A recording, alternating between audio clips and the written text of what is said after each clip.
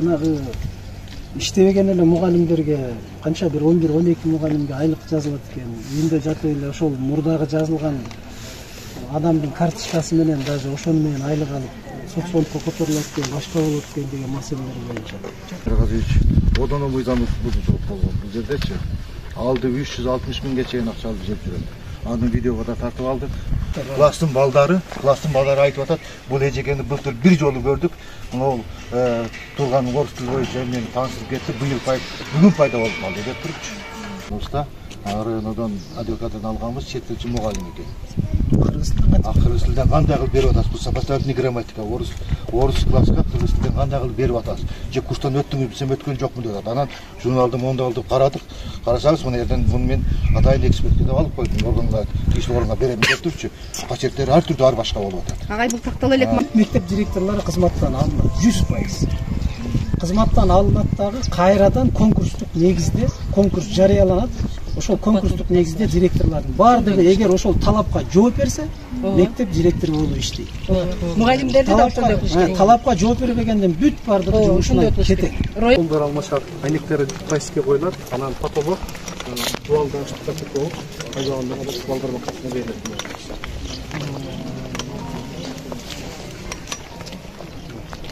Уайлы. Yaxshi rahmat. Qancha bo'lim sizga? Ishlatganim 44. Qanchasi texnikalik kursi? Texnikalik personal 12. O'sha 44 kun ichida o'zi Yo'q, andan sirtlarimiz. Жанагы иштебеген эле мугалимдерге канча бир 11-12 мугалимге айлык жазылат экен. Үйүндө жатып эле ошол мурдагы жазылган адамдын карточкасы менен даже ошону менен айлык алып соцфондко которулат экен, башка болот экен деген маселелер боюнча. Неге андай нарушенияга барып атасыздар шуну? Андай арыз ошол боюнча келип атпайсыздар. Почти 11-12 киши ошондой болуп. Жок, каратылды, алардын менен такталбагандары бар. Райондо каякта район? Райондо кайда? Bu tarifikatsiya misal sizlerden beriliyor atkanda. Mektepten sizlerden beklet de turar akraya.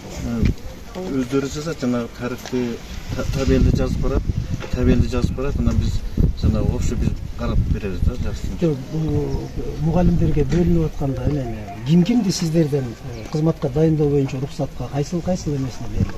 Азыр эми баягы 2012-жылдан баштап мектеп директорлоруна бардыгы берилип калган. 100% өздөрүнөн өтөбү же эмеде бар? Жок, эми окуу бөлүмүнүн башчысына директордун сунушу берет. Сунуш берсе, сунушу бекитип берет. Организаторго да биз улар сунуш берет, сунушу бекитип берет.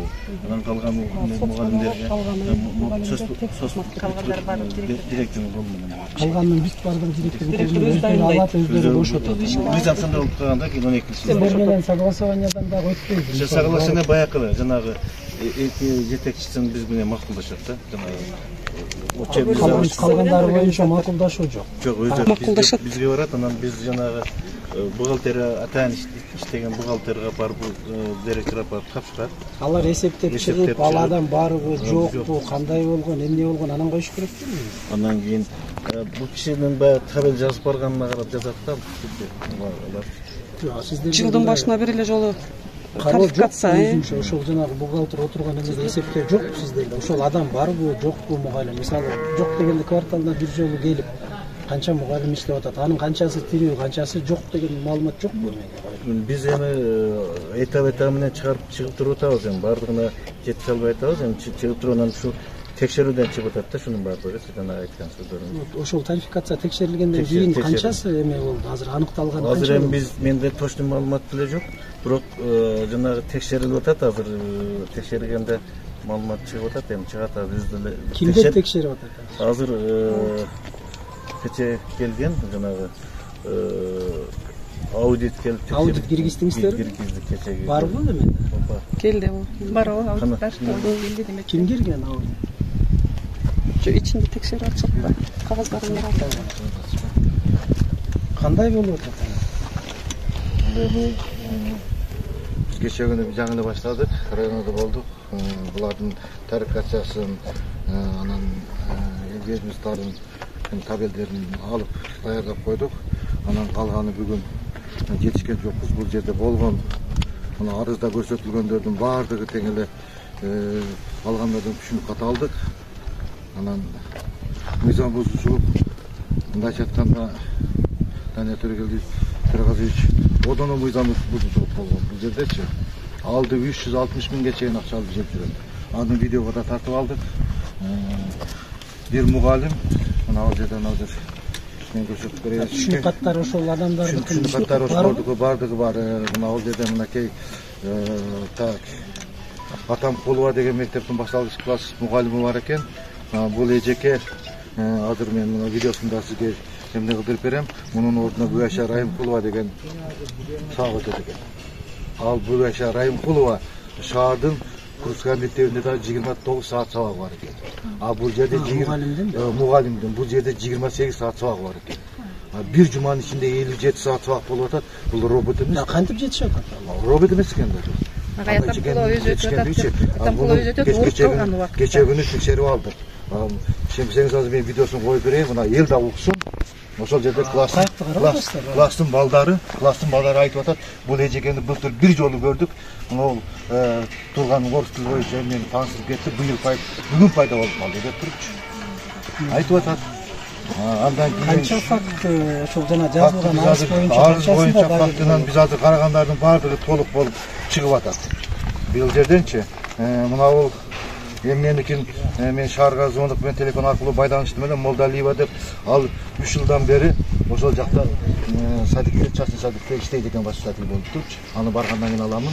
Аны шаардын эмнеси менен да сүйлөштүм, методист менен да сүйлөштүм. Ал жакта иштейт. Ал жакта иштейт экен. Бул жакта каттайт экен дагы Насированы таппадык. Насировага буйрук дагы жок. Анан ушул Насированын буйругу бар, агай көрсөттүк. Айлыгын алып жеп жүрөт экен. Агай көрсөттүк буйругун. Мына ол техничкаларыныкы, мына ол тех кызматкерлериники дагы баардыгы такталып чыкты. Такталып чыккандан өзү мына ал жерде бирөөсүн азыр биз чыкты деле келбеди, калган бирөөсү түшүнүк катын алып берди. Туру деп атат. Мен эмнени мына Кеңешбаеванын ордуна Төрөкулова деген 2012-жылы эмне кылган экен, ишке кирген экен, ушунун айлыгын алып жеп жүрөмүн деп туруп, мага түшүнүк кат жазып берди. Өздөрүн жазган. Өздөрүн жаздырып берди. Анан кийин Агробеттен кийин дагы бар экен, анын баардыгын аудиттик текшерип жүрүп атат. Сиздердики өзү тиги аудиторский бул мамлекеттин эсептөө палатасынан эмеспи? Жок, жеке. Баягы сүйлөшүлгөн боюнча жана текшерүү көз каранды болбой жүрсүн деген. Көз каранды болбой жүрсүн деген. Андан кийин мына бул жерден өзүнөн ошол эмнени доверенность бүт бардыгы документтарына кирдиңиздер. Документтарына кирдик, баардыгы бердик, районго бердик, эмнелерди баардыгын буйруктардан бери бердик. Мына бул жерде мынакей 2-класстын журналы бар экен. Ушул баягы Атамкулованын журналы. Бул жерден кыргыз тилден мына ал өзү директор өзү келди, кызыктуу деп сабак берет экен. Өзүнүн спеси кечегини биз текшерип алганыбызда райондон адвокаттан алганбыз, чет тилчи мугалим экен. Кыргыз тилден кандай кылып берип атасыз? Бул сопоставительный грамматика, орус класска кыргыз тилден кандай кылып берип атасыз? Же курстан өттүңүз, бизем өткөн жокмун деп атат. Анан журналды мондалдып карадык. Карасаңыз мына жерден муну мен атайын экспертке деп алып койдум. Органга, тийиштүү органга берем деп турчу. Почерктери ар түрдүү ар башка болуп атат. Агай бул тактала элек маалыматтар да сиз менен сүйлөштүк го, тактала элек маалыматтар дедим деп. Ар түрдүү эме болуп атат. Анан мен буяка айттым. Райондон өтөбү бул негизи мына журналдын бүт бардыгы. Районда канча жолу текшересиздер мектепте? Канча жолу келесиздер бир жыл? Эми мына фронталдык текшерүүбүз бар, бир мектепти аягында келип анан Бизде азыр эле болгон текшерип кеткен тематикалык канча жолу текшересиздер бир жыл? мына эми биз 120 мектебибиз болсо, бир жылда 7-8 мектепти толук фронталдык текшерүүнү өткөрөбүз. Анан бир 10 чакты мектеп тематикалык текшерүүнү өткөрөбүз. Булар планы бар. Методисттер сиздерде текшерүү кылбайбы? Ошо журналдардын толтурулушу боюнча кайсы мугалим кайсыдан сабак берип атат, диплому кайсы деген табелди мисалы алып баргандан кийин бухгалтер табелди кол коюп берет да, мен ошо табел менен макулмун деп турабы? Ооба. Анда адагы жоопкерчилик тартыш керек. Алда жоопкерчилик тартыш керек болчу да. Эми муну канчалык деңгээлде чындыгы бар, эми бул жерден азыр орган тарабынан эч кандай эмне кылган жокпуз. Бирок эгер бер десеңиз, орган тарабынан мен даярдап туруп берем аудиттин корутундусунун негизиндечи. Муну азыр кылыш керек. Эмеде райондук билим берүү бөлүмүнүн башчысынын жоопкерчилиги. Себеби ар бир табелге кол коюп атасыздар да. Мен макулмун ошол нерсеге айлык төлөнүп берисинде берип атасыздар да. Мындайда эң негизги нерсе мына балдардын билим берүүсүндөгү коррупциячы бул адамдын жеткен надандыктын чеги да. Себеби биз эртеңки келечекти түзүп атабыз да. Биз эртең келечектеги балдарыбызга ушу жакшы бала болсун, жакшы адам болсун, келечекте бир дасыккан адис болсун деп кыйкырып атканыбыз менен тиги жакта, бул жакта моундай иштерин жасагыч кайсы келечекти түзүп атабыз? Эми бир тике акча, мен түшүнөм бүт бардыгынан, бир тике акча, эми адамдын тешиги деле андан бүтөлүп кетпейт эч жак. Бүгүн бар, эртең жок дүйнө. Бирок биз балдарыбызга ушундай мамиле кылып атсак, билим берүүгө ушундай мамиле кылып атсак, анан эмне кереги бар? Мынтип 375 орунду мектеп куруп, чуркап, аракет кылып, мисалы президентибиз мына көрүнгөн жака чыгып барып, канча деген азап тозок менен мына кумтөрдү өзүбүзгө алып, башка кылып, не деген коррупциялык күрөштөрмө менен күрөшүп, таап келип аткан акча асмандан жааган жери жок. Акча заводубуз дагы жок, чыгарып коюп терден кой жетишпей атат экен, ушул жака мынча чыгарып берип койгула. Эми адам мээнети менен келип аткан нерсе, эми адамдын билим берүүсүнө келип аткан акча. Мына азыр туугандар мындай болот. Билим берүү министри менен да мына жакында губернатор бир жума мурун барып сүйлөшүп келди. Бүт мектеп директорлору кызматтан алынат, 100%. Кызматтан алынат дагы кайрадан конкурстук негизде конкурс жарыяланат. Ошол конкурстук негизде директорлордун баардыгы эгер ошол талапка жооп берсе, мектеп директору болуп иштейт. Мугалимдерди да ошондой кылыш керек. Талапка жооп бербегенден бүт баардыгы жумушунан кетет. Райондон баштагыла. Бул биринчиси, экинчиси. Бул иш боюнча мындай да. Эгерде бая кыргызда жакшы сөз бар. Колуң менен кылдыңбы, мойнуң менен тарт. Мына бүгүнкү күнгө чейин желип келген акча могуну аныктап, сиздерден өтө сураныч. Акимден да коркпогула, районодон да коркпогула, эч кимден корко турган эч нерсе жок. Азыр мыйзам иштей турган заман келди. Президенттин тапшырмасы ушул. Баягындай кылып тайкен жээнин бөлөм тиги тууганы менен да көз кысты кылып сиздерди да келип сатып алып анан ортодо акча берип, кокуй муну жаап коюңуз, тигини көрсөтүп коюңуз деген болбос. Сиздерге келишим түзүлгөндө баары жазылган да келишим шартта турабы? Ак так баарын жасап беребиз деп. Мына атайын жеке менчик ошол жанагы эсептөө компаниясына кайрылышкан. Кайрылып ошону эсептеп бергиле деп. Биз мамлекеттикин киргизели десек, анда дагы ар кандай сөз болот экен. Баягы мамлекеттики келди, ал тиги чоң айтып койсо ошону угат, губернатор айтып койсо ошонун сөзүн угат, башка кылат деп сөз чыгат.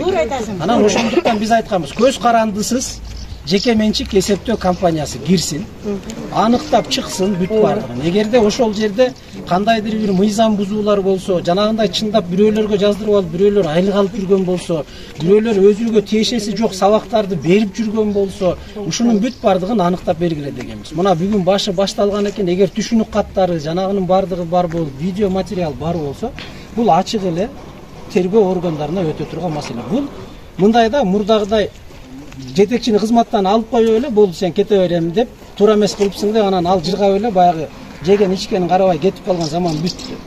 Кылдыбы жумуштан алынат, мурдагы ишине жооп берет. Кылган ишинин бардыгына жооп берет. Азыркы талап ошондой. Бүгүн эми биз бул жерден бирөөнүн кылып аткан нанын тартып жеп аткан нанын тартып алалы, же бирөөгө бирөө бут тосуп атайын бирөөнү кызматтан алалы деген баягы заман жок. Мына карап атасыздар, көрүп атасыздар, мына камера менен. Эмне үчүн айтып атпайбы, Жаныкулов деген кокуй ал блогер болуп кетти, анан а деген тиги камера менен келет экен, өзүн көрсөтөт экен, антет экен, минтет экен.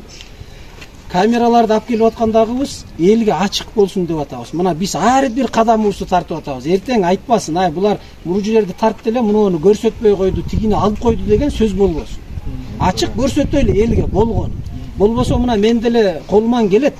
Жыргап, жылуу кабинетте, жылуу креслодо отуруп, ушул жерге биртике жетекчилердин алып келип берген акчасын алып, сойгон малынын баары ашын жеп, башына бензин куюп алып, анан мамлекеттен айтып айлык алып атам, жетет ушул мага десе биягын топон суу каптап кетпейби деп түшүнүктө мен деле колуман келет. Мына бизге чейин 14-15 жылдап зам губернатор болуп иштеген адамдарды көрүп атабыз. 15 маселе чечкен эмес. Мына бутубуз ушу сынып кырсыктап атсак, ошону дагы эле саясатка айлантышып, кокуй анан антиптир, минтиптир деп атышат. Биз ушуга карабай мына атайын камераларды алып келип атканыбыз ошол. Эл ачык билсин. Баягы мурдагыдай жашырып жаап коюп, бир жума мурун барып айтып тигилерге мына районго биз текшеребиз деп, акимчиликке айтып, мен эртең барам деп, анан алар даярданып, оюн союп, башка кылып, анан дасторконун жазып, мектепти башканы көрсөтпөй эле ошол эле дасторкондон эле кетирип берген да бардык заман ушундай болуп келген. Ачык нерсени моюнга алышыбыз керек. Биз бүгүн айтпай келип атабыз. Мына губернатордун тапшырмасы дагы ушул, барган жериңерден тамак ичмей жок. Мына бүгүн азыр 12 жаңы айыл өкмөт шайланды. Бардыңыздар угуп атасыздар. Ноокаттан дагы жаңы айыл өкмөт башчылары болду. Бүгүн ошолор менен жолугушуу болуп атат. Мына губернатор ошол жерде. Ал жерде да баарына тапшырма берип атат. Мага коюңардын, ашыңардын кереги жок. Сойбогул. Орун басарларым барат, акимдер барат. Мына акимдер айыл өкмөттөргө тапшырма берип, көрүнгөн жерге дасторкон жастырганыңарды коюңдар деген тапшырманы коюп атышат. Эми Кудайга шүгүр, биз мына командировкага чыгып атсак, районго командировочныйыбыз бөлүнөт. Тамакка, бензинибизге, башкабызга мамлекет ошон үчүн мамлекет да. Ошол бөлүп берген нерсе менен келип, жолдо кетип атып, ашканадан деле тамак ичип кетип калабыз, Кудай сактасын. Андан эч эме жок. Ошон үчүн жанагы ар кандай туура эмес түшүнүк кылып, окуй булар ушинтип атайын өздөрүн көрсөтүп атат деген нерсеге жооп кылып атам да. Биз деле жатып алсак болот иштебей. Бирок биз кылбасак, сиздер кылбасаңыздар ким кылат? Кыргызстан качан бутка турабыз? Ушундай болуп атпайбызбы азыр? Азыр эми мына кошуна колоңдорго бардыгын эле кыргыз мамлекети өнүгүп кеткен кыргыз мамлекетинин кереги жок. Аларга биз тизе бүгүп, көзүн карап, жалдырап, акчасын сурап отурсак ошол жакшы. Кыргызга кыргыз гана күйөт. Кыргыз мамлекетине ушу Кыргыз Республикасынын жарандары гана күйөт. Ал орусбу, өзбекпи, казакпы ага карабайт. Раз биздин мамлекетте жашап атабы, демек Кыргызстандын жараны. А Кыргызстаныбыз бирөө эле, кыргыз деген желегибиз бирөө. Эгер ушуну азыр талап тоноп, жеп талкалап, анан бүтүрүп алып туруп, анан артыбызда бир запас ошубуз бар, анан ошо запасты алып чыгып алып, анан калганын иштетебиз дегендей запас жок бизде. Мына Кыргыз ата айыл өкмөт, мына ушул айыл өкмөт деле бир эле айыл өкмөт, мунун запасы жок артында. Бүгүн ушуну жеп талкалап алалы, анан кийин кылабыз дегендейчи. Анан балдарга билим берүү бул эң негизги көйгөй да. Мына мектеп жетпейт деп канча кыйын сөздөр менен кырылып атабыз. Мектеп жетпей атат, башкасы жетпей атат дейбиз. Мына куруп бергиле башка деген канча талаптар болуп атат. Анан аракет кылып президентибиз баш болуп аракет кылып чуркап жүрөбүз. Мисалы, көрүнгөн жерден акча таап келип атат. Канча кишиге жаман көрүнүп атат, көрүп атасыздар го. Канча деген коррупционерлер көрө албай үйлөрүндө каргап отурушат. Ошолордун бири бизбиз, мисалы, ошол жеп ичкичтердин чекиртегине сайылган тикен болуп атабыз. Биздин мынтип келип текшергенибиз, ушундай иштерди алып чыкканыбыз жакпай жатат ошондой адам. Бирок эми биз алардан коркуп, кой ушинтип жакпайт экенбиз деп төшөккө жатып алып отура берсек, биздин деле колдон келет. Анда эртең Кыргызстан жок болуп кетсе, анан кайсы Кыргызстанды, кайсы элди башкарабыз? Ошон үчүн бүгүнтөн аракет кылышыбыз керек. Биз жалгыз тарак бак болбойт дейт, жакшы сөз бар Кыргызда. Сиздердин колдооңуздарсыз биз деле көп нерсеге жетишпейбиз. Эл ошол бийлик көтөргөн демилген эл колдоп бериш керек. Туура демилге болсо, туура багытка кетсе, сиздер колдоп берип туруп алдыга чыгарсак, анан иш жүрөт. Анан кокуй сынды бардыгыбыз айта алабыз. Акырын жан баштап диванда жатып алып, диван эксперт болуп, кокуй муну минтпей коюп, тигини кылбай койду, ал жерге барбай койду деп айта бериш бир башка. Бирок чогулуп алып бардыгыбыз аракет кылып иштегенибиз бул бир башка болот. Ошон үчүн сиздердин бардыгыңыздардан сураңыз, туура түшүнүп, туура көз караш менен караңыздар. Улуу майрам деп атат. 2020-жылдын 1-февралынан буйрук номер 1 буйрук менен Башалкашка мугалим болуп алып турат. Муну биз азыр эсептеп алып чыктык, 14 айга эле, 14 айга 360.822 сом болот. Ал иштебеген Атамкулова Майрам төлөйбү же иштеп айлыгын алып аткан Райымкулова төлөйбү? Ошон үчүн муну биз тактала элек да бул иштеп атты да. Такталып видеосунан бери болуп атпайбы? Мен эки видеосунан бери айылмастан коюп берейин силергечи. Андан кийинки дагы бир көйгөйлүү маселе булар мына реабилитацияга кайрылган экен. Мына арыз жазганда администрацияга кайрылса, администрация эмнени караганын түшүнөксүз да. Кандай кылып жооп берген, мына Кайрылуу болгон бекен. Болгон экен, мындай кылып жооп берип бул жаш баланын эле биринчи класстан экинчи класска жазган кат эле болуп калыптыр да. Бул деген администрация иштеген мындай болбойт да. Муну дагы биз алдык. Эмне кылабыз деп читкери иштеп өтүрүпчү. Муну да иликтеп чыгарабыз. Районно чечилген Жок, мына эч нерсеси жок. Булардын баардыгы жок деп атат. А бизде биз алып чыксак баардыгы чыгып атат. Бу жерде табелдерде мына менде өзүмдө турат, мында болуп туруп. 4 жылдык табел. Кимдин колу менен келген? Кимдин колу менен келген эч белгисиз болот. Шуну регистрациясын тактап алып чыгалы деп атабыз. регистрационный номер турбайбы. Эми күнү укук коргондор териштирсин. Экинчи бети бар экен. Экинчи бети жок да, конверттен ачып алдык биз. Конверттен ачып алдык. Бизди угасыңарбы же? Конверттен ачып алдык. Таштап келдик да. Биз азыр бул жерден шаарга жүрөбүз. Ошо өзүңөр чогулуш кылып кете бериңиз. Кайсы жерге немеге? Анан неме Данияр ини жок эже ошол жака барып отуруп угайлы. İşleri var iken ne görmeysin? Çok iyi. Boyağa çıkarsa şu yerge ki boyağa. Kalasını atmayı var. Yok şu yerde hazır.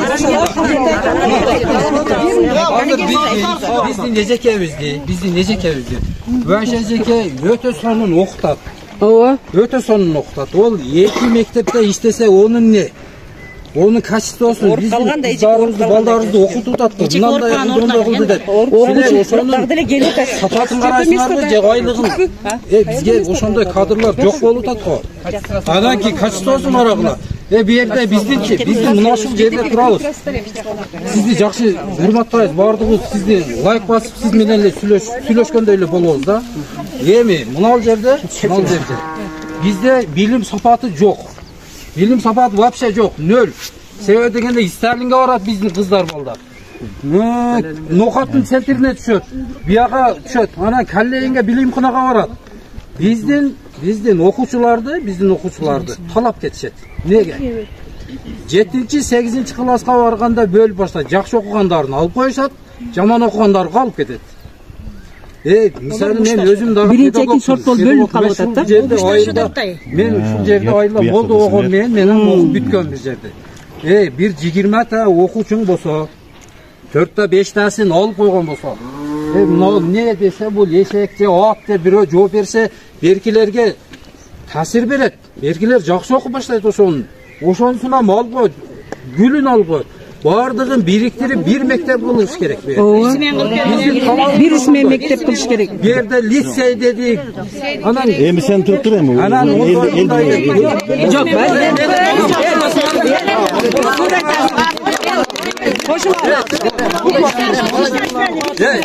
Başka, şu menin oyumuz. Her birimiz Her gün söyleydi özü. Girelim bir жерде. Özü başkaları ikiye bölüyor. Турган эжекелер мени окуткан. Бар жоон сыйлайм, урматтайм. Пенсияга чыккан эжекелер бар. Ошол эжекелерчи сабакты. Кебир эжекелердин жакшы окуткан. Жакшы окутуп атты. Агайлар бар эле. Агайлардын кебиркилери иштей кеткен. Келе сумканы коюп туруп, сабак берген эмес кеткен. Азыр дагы эле ошол моменттер бар да, бир мисал үчүнчү. Анан Kaçanla çeyim burada? Agay ejekelerden gözüm var. Agay ejekelerden vardı da neyden başka koy versin.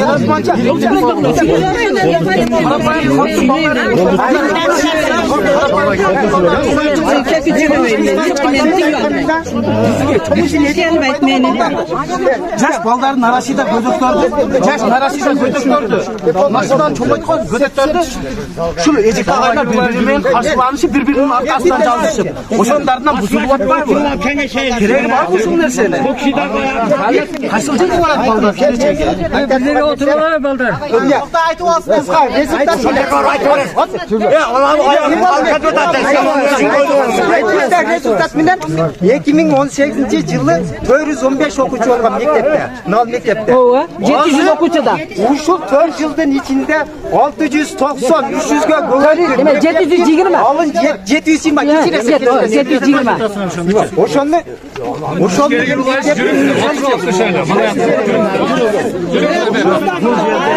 geldi okukan adam yok.